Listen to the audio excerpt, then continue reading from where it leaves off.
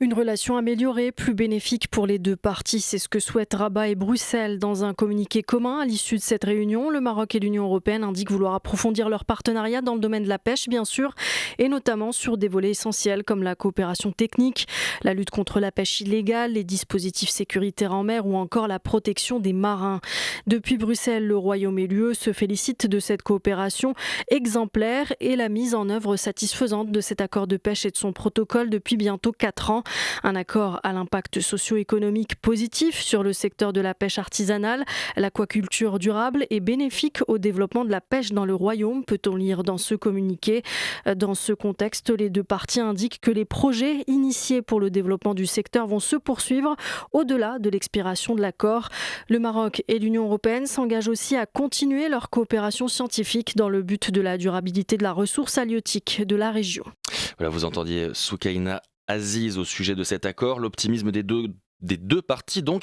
Néanmoins, les chalutiers européens resteront au port à partir de lundi en l'absence d'un nouvel accord entre Bruxelles et Rabat. Le Maroc, évidemment, a fait évoluer ses desiderata pour une telle signature. On revient sur les conditions de ces négociations avec donc Zakia Drouesh, secrétaire générale du département de la pêche maritime au sein du ministère de l'Agriculture.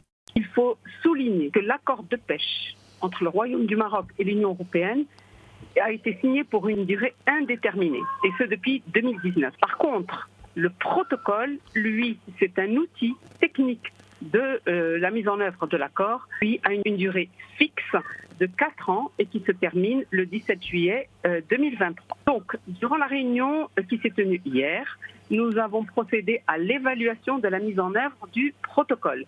C'est-à-dire, nous avons évalué les capacités de pêche, les espèces qui ont été pêchées, le respect des quotas. Nous avons aussi évalué la mise en œuvre des composantes de l'appui sectoriel, parce que nous recevons une contrepartie financière dont une partie est dédiée au secteur de la pêche. Et on a été informé des résultats de l'évaluation que l'Union européenne a fait sur ces 4 années. Alors je peux vous dire que la réunion s'est déroulée dans un climat serein, de confiance entre les deux parties. Les résultats qui ont été atteints ont dépassé les espérances du côté européen, et même l'évaluation qui a été faite par un expert indépendant mandaté par l'Union européenne a montré la grande satisfaction de la mise en œuvre et des résultats, la mise en œuvre de ce protocole, aussi bien pour le côté européen que marocain.